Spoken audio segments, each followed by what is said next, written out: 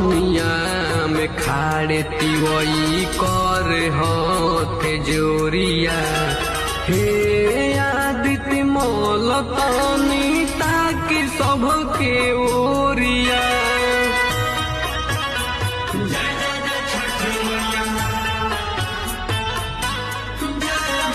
पनिया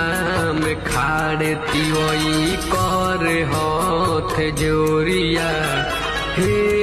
आदित्य मोल तनी ताकि सबके ओरिया चिर के बदरियाई दर्शन दी फेर जी बीतल जा